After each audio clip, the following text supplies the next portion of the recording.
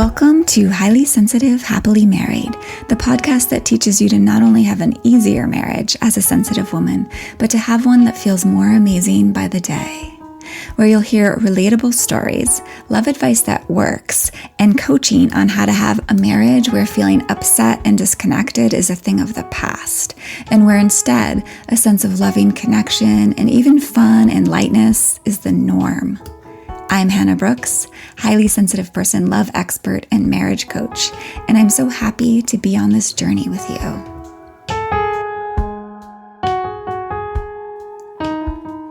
Hello and welcome to episode 1 of Highly Sensitive, Happily Married. I am so happy to be here with you. I've been wanting to do this podcast for so long, been dreaming of it, and I'm so thrilled to actually have this dream be coming true right now. And I intend it to be a dream come true for you too, because my mission is to make thousands and thousands of sensitive women's marriages feel so very full of love. Because that's just not always the case. It's way less often the case than it should be. And I want to talk a little bit about why and what you might be struggling with and why you might want to stay tuned and follow this podcast. And I just want to note that although I will be using traditional pronouns of him and her, she and he, because I primarily serve heterosexual couples and I primarily work with women, please know that this podcast will be useful for you no matter how you identify or what your sexual orientation is. If you're a highly sensitive person, or your partner might be, or if you think you might be a highly sensitive person, this will still be really helpful for you. Also, please note that this is not intended to be a first source of support if you are in a physically abusive relationship. If you are, please get some professional help to get out of it. This podcast is meant for people who are in a relationship with a decently mentally healthy partner. I don't mean the perfect partner, but I mean a good, decent human being. Okay, I just wanted to make sure that was understood.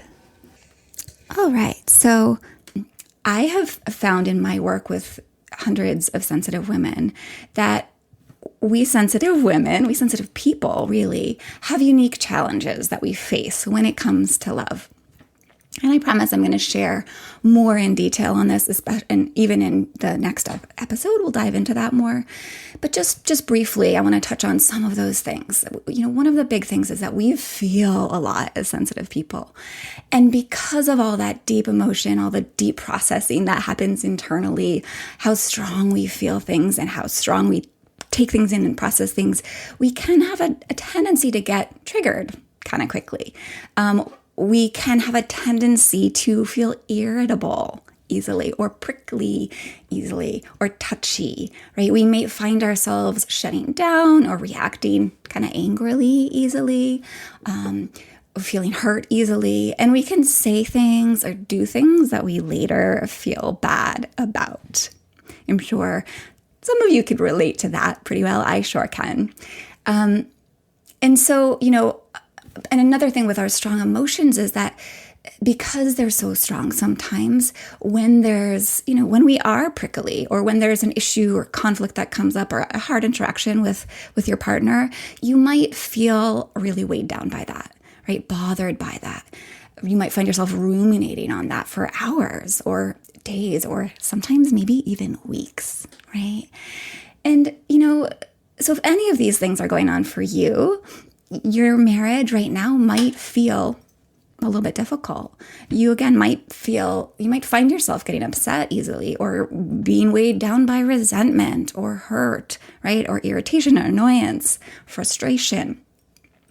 You might also see a lot of little things going wrong, or just like not as well as you'd like them, not how you'd like them to go. Or you might see some bigger things going wrong in your marriage, right? Maybe your husband does lots of little things wrong, like, he doesn't pick up after himself, or he isn't as affectionate with you as you'd like, or he says annoying things. And, perhaps he's even told you that he feels like he has to walk on eggshells around you. I hear that a lot in my work with clients, that their partners feel that way. I also hear a lot about tension and conflict being a pretty normal experience in relationships with highly sensitive people. Or for you, maybe instead it's just more like distance, right? Distance, separation, loneliness, instead of that deep connection that you want, that you thought marriage was all about, right? And I think one of the worst of all things, the things that's the hardest, is for many highly sensitive people, it's really common to feel like they aren't loved enough. And so maybe you fall into that camp. Maybe you feel like your partner or your husband just doesn't really care enough about you. Or maybe you fear deep down that something might be a little bit wrong with you, that somehow you aren't quite up to snuff as a human, as a wife. And maybe that's why your partner isn't more affectionate or helpful or loving. I mean, it makes sense, right? I mean, you've probably felt that you are too emotional or too sensitive, and probably been told that by others more than once in your life, right? So many of my clients are like, yeah, I'm too sensitive. Or, my parents always told me I'm too sensitive. And I think we just pick up that message from the world, because we are, there's 15 to 30%, they're saying now, of highly sensitive people in the world, right? So another like 80% or so are not highly sensitive, and our world's been built around non-highly sensitive people. So we're a little different. We're a little bit like black sheep, right? And that really, like, noticing that can lead us to feeling like something's a wee bit wrong with us, and we can feel sort of insecure on some deep level, right? Particularly when it comes to our love lives. I find that this, for highly sensitive people, that insecurity, that sense of like not being quite enough, shows up most strongly in the realm of intimate relationships. And so all of this and more that I'm going to share with you over our time together can make romantic relationships, marriages, feel really hard, or at least, a far cry from the loving, joyful, deeply connected marriage that, of course, you've always imagined for yourself, right? So if you can relate to any of this, you might at this point just have sort of resigned yourself to having an easier marriage. You might be looking for an easier marriage, a decent marriage, one that doesn't weigh you down, right? One that just feels a little bit better than it does now. And if you're looking for that, you have come to the right place. But I want to invite you, my sensitive friend, to open your mind up to the possibility of something even better than just easy. If you are paying attention to the introduction to this podcast, you probably heard me say that you can have a marriage that gets more amazing by the day. I know, I hear some of you thinking amazing marriage. That does not sound realistic. I mean, I can definitely go for a good marriage or an easy marriage, but amazing, that sounds like the stuff of fairy tales. And if that's what was going through your head when you heard that, I want to help you shift that thinking a little bit or a lot bit, because you really can have an amazing marriage even if you are super sensitive. Even if you've been called too sensitive, if you felt like you've failed many times in love before or in this current marriage, if you think you're just not cut out for an amazing marriage, if you aren't able to access lots of love these days, if your partner is falling short in so many ways in your eyes, if you're considering separation, if you're prickly and irritable, if you feel irritated, if you aren't having as much joy and affection as you think marriage should, you can still have that love that you want. You can feel deeply good about yourself, totally loved, and like you deeply matter to your partner. You can feel so secure in the love in your marriage and trust that it's only going to grow stronger and deeper by the day. How do I know this? Because I have done it myself, and I'm just a normal, highly sensitive person. I'm no special unicorn. And of course, I've helped many other highly sensitive people do the same for their marriages, make their marriages into an amazing marriage. I truly believe that as a sensitive woman, you were built for having an amazing marriage. Once we highly sensitive people learn how to work with our sensitivity instead of feeling at the mercy of it, and this is key, we're going to talk about this a bunch, your sensitivity actually becomes an incredible asset in love. Your sensitivity can actually increase the lightness, the joy, and the connection, and the depth of connection that you feel in your daily life with your partner. It truly can. So I just want you to just take a moment and pause to think about what your life would be like if you had the kind of marriage that you deeply want, where you felt so good about who you are, where you felt like a gift to your partner, and you know he knows it. And you just felt at ease and so adored by him and so safe in your marriage. A marriage where your partner tells you that he thinks you're like the best woman alive. What would that mean for your whole life? What would that mean for your emotional well-being? What would that mean for if you have children? What would it mean for your children's life to have a marriage like that?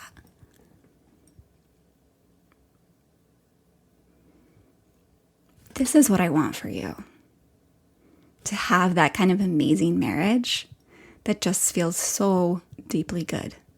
Because you deserve it. You totally do. You are a wonderful human being. And I actually have some ulterior motives here too. I just want to be fully honest. Not only do I want you to have that wonderful marriage, but I deeply believe that our world needs you to have the love that you want. It needs sensitive people to feel so good in their marriages. Because sensitivity is a strength that is so needed in this time, in this challenging time. Some of the most powerful leaders in history were actually highly sensitive people, like Mother Teresa and Abe Lincoln and Martin Luther King Jr. So many of these amazing change makers who made the world a better place were highly sensitive people. And there's a reason for that. Like we are people who care so much about others, this world that we live in.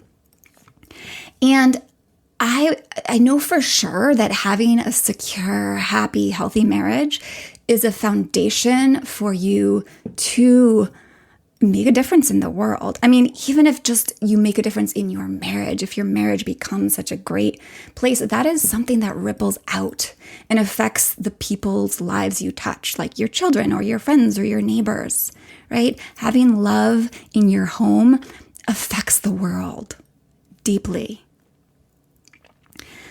So I'm not going to go into that too much more. I have lots of passionate thoughts around that, but right now I just want to talk about amazing, right?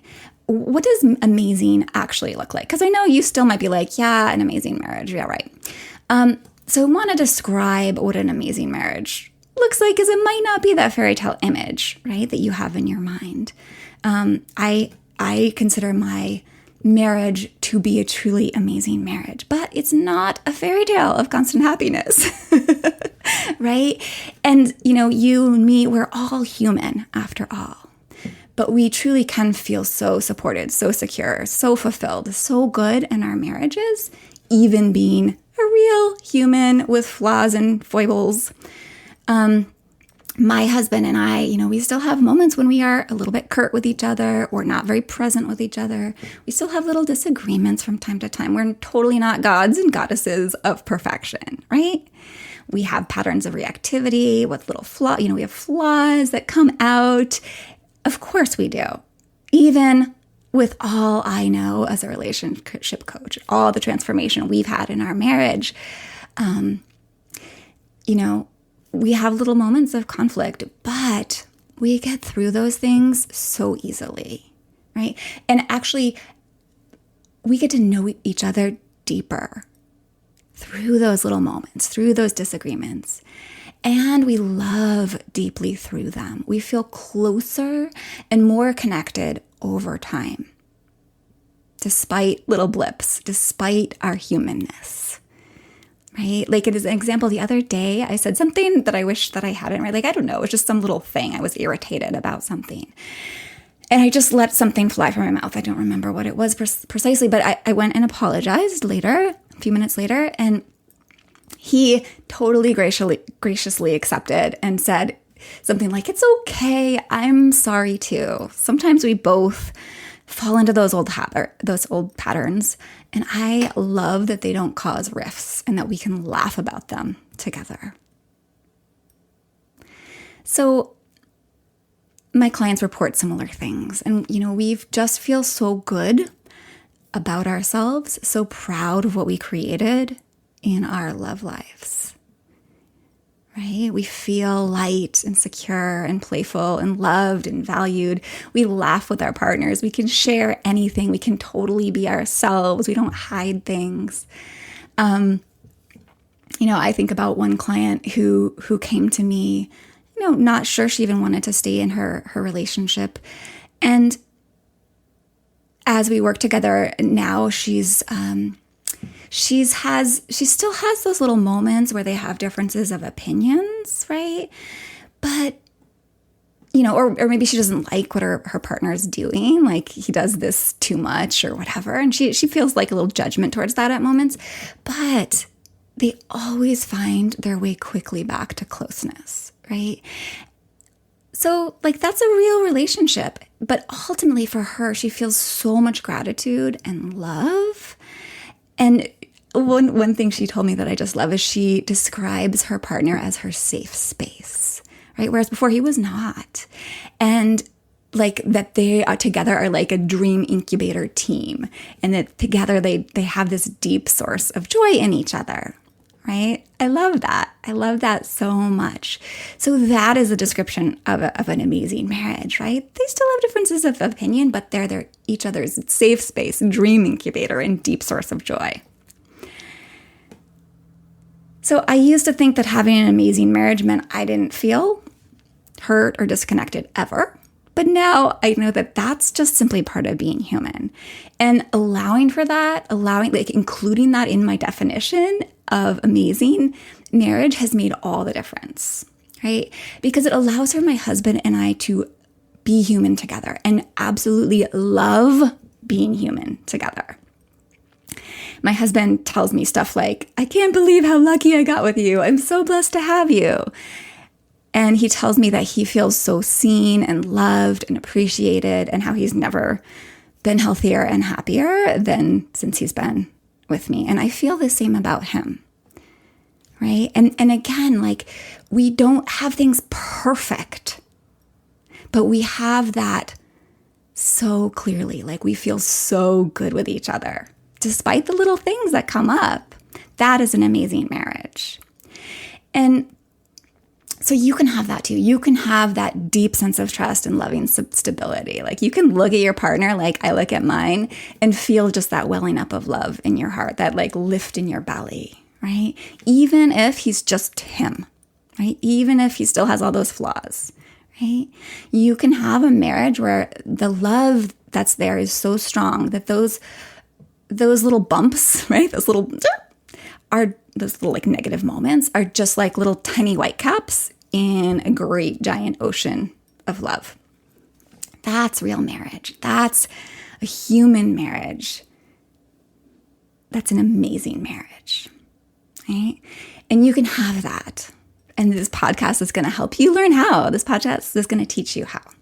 So a little bit about what to expect beyond what I've just shared, but you can look forward to episodes with interviews with some of my clients and other experts on topics related to love and high sensitivity.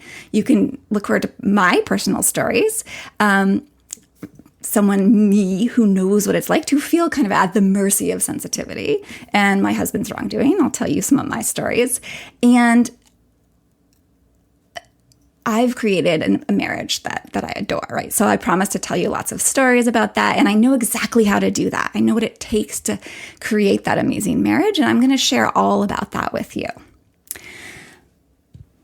Because I was not born knowing how to be in a healthy marriage, knowing how to be an amazing marriage, right? I was actually born into a family that was a fairly bad model of love.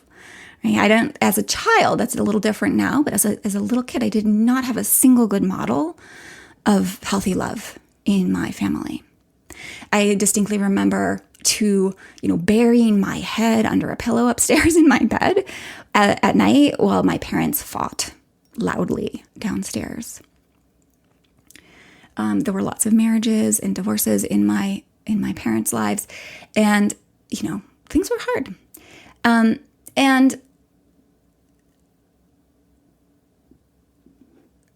I also had a challenging first marriage, and I'm going to tell you more about that too. But there were some key things that led to the dissolving of that led to our divorce. And the biggest one was that I was a highly sensitive person, but did not know it or understand how to work with it. Of course, if I didn't know it, then how could I even understand anything about it, right?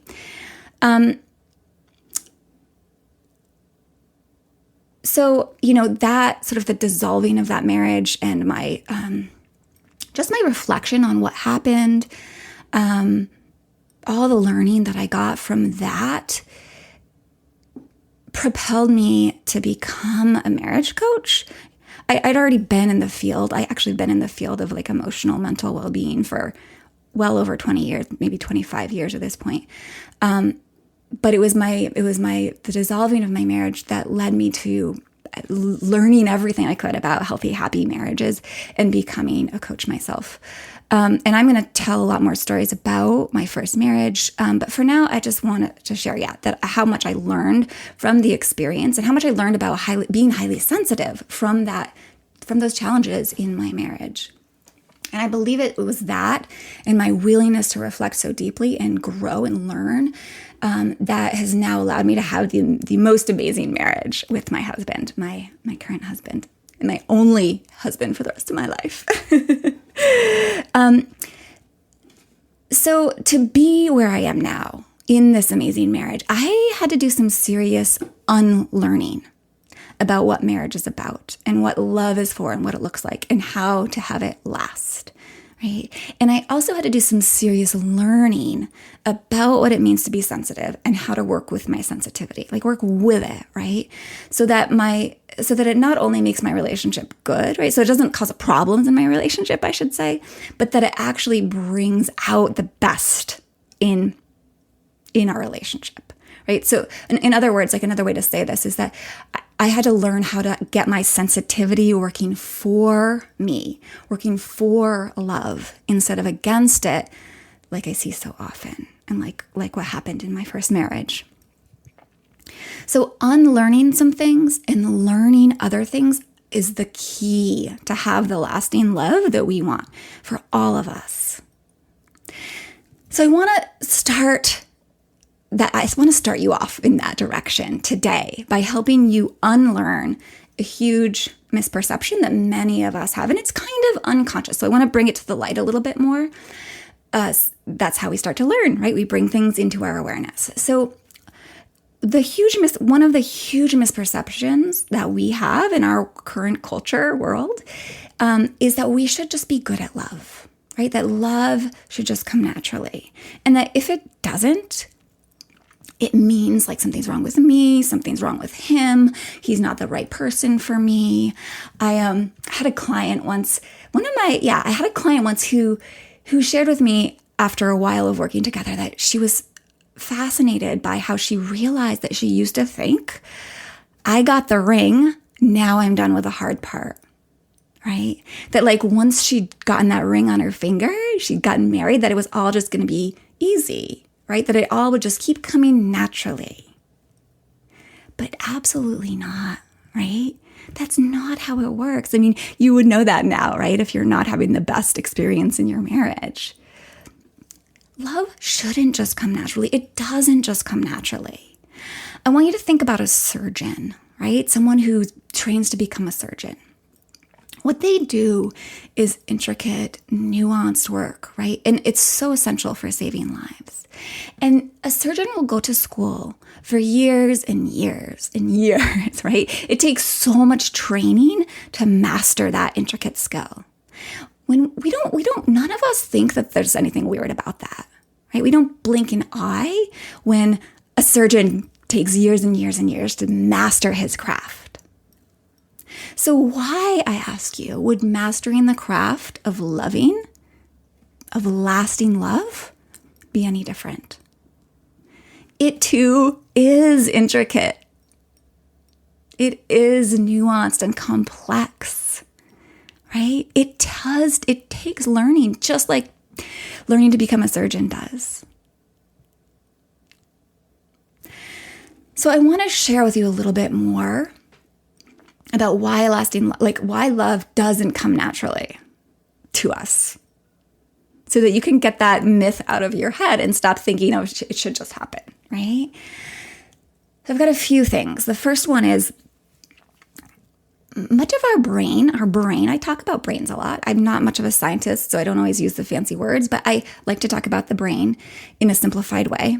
Our human brains are not, much of our brains are not wired for lasting love. We do have a tremendous part of our brain that is built for deep love and connection.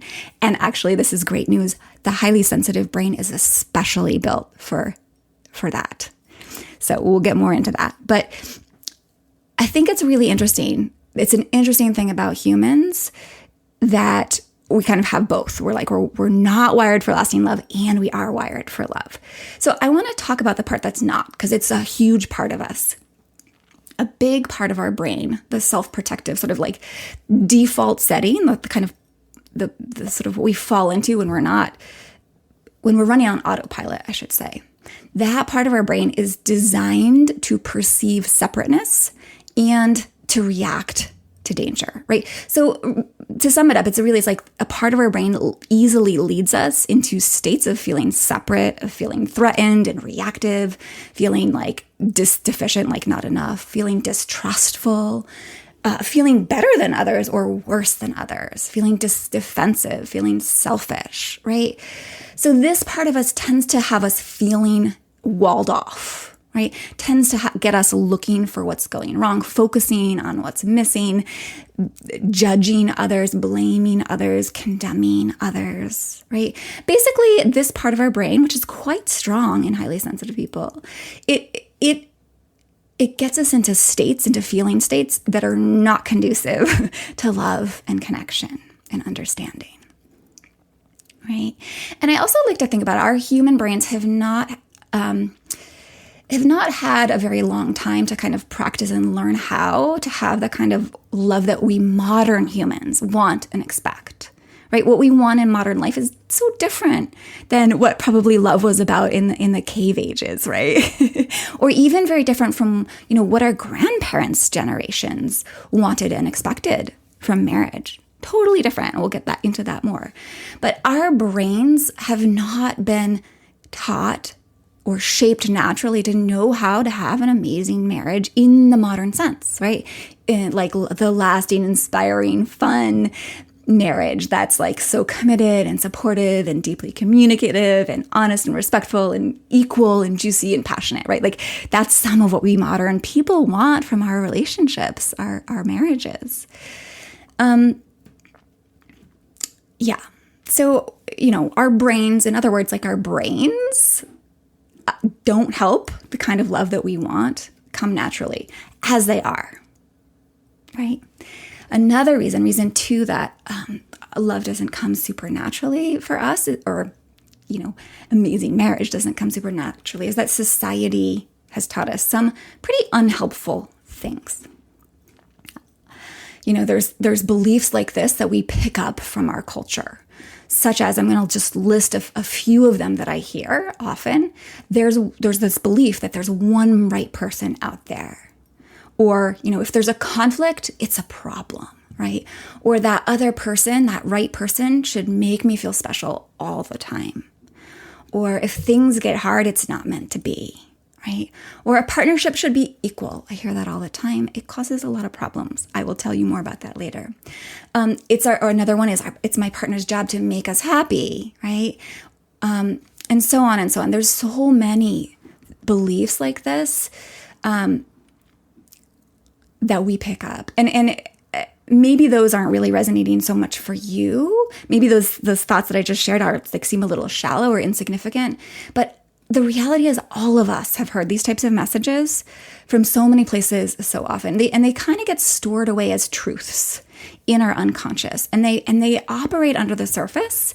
And so when things do get a bit hard, or things don't feel equal, or your partner isn't making you happy or behaving how you want, or there's some conflict, it can lead to us wanting to bail or feeling resigned to just tolerate the way things are, right? Or feeling like everything's so hard, or that there's something inherently wrong with you or with him or with the relationship. And that just zaps the energy, right? It zaps your energy. It leads to so much negative emotion around our relationship that we don't feel free or motivated to actually put in any effort, right? To make that relationship, that marriage loving and vibrant. Like we just don't feel like we want to, right? So it is in that way that society actually undermines our ability to have great relationships. It makes it harder for love to come naturally.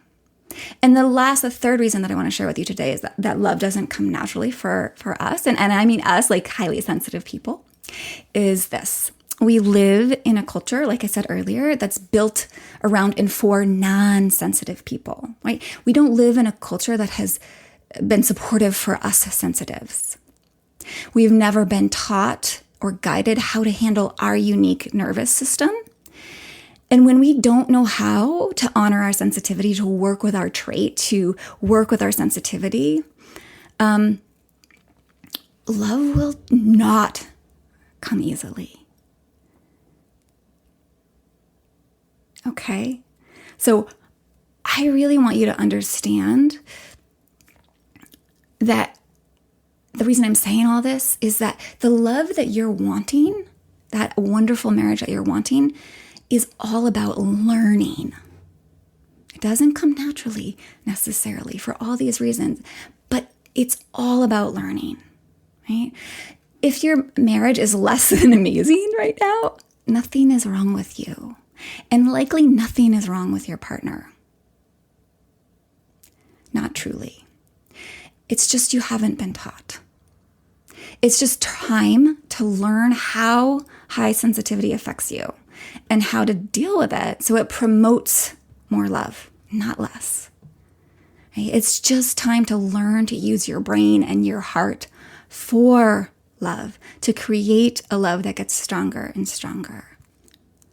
It's time to learn how to have a marriage that allows for your very human imperfections and emotions. A marriage that can easily navigate the harder parts of life while staying so closely connected and loving. It's just time to learn how to have the lasting love, the kind of love that deepens instead of fades over time, the kind of deep connection and joy in your marriage that you've always wanted. Right? This is not a given. This is not something that just gets handed to us. But it is totally doable. The kind of love that you want in your marriage is absolutely something you can create. I know because I've done it and I've helped so many people do it. And it's just time to learn. So that is what this podcast is for. If you want to make sure you hear all the episodes and learn all you can to make your marriage so much easier and make it even into that amazing one that you want it to be, go ahead and subscribe. Please subscribe so you don't miss any, so you can be alerted of them when each new episode pops up, so you can get all that learning and change your life, change your marriage. into the one that you want it to be, because you absolutely can have that. So thank you so much for being here today. I cannot wait to take the rest of this journey with you, and I look forward to speaking more with you on the next episode. Be so well.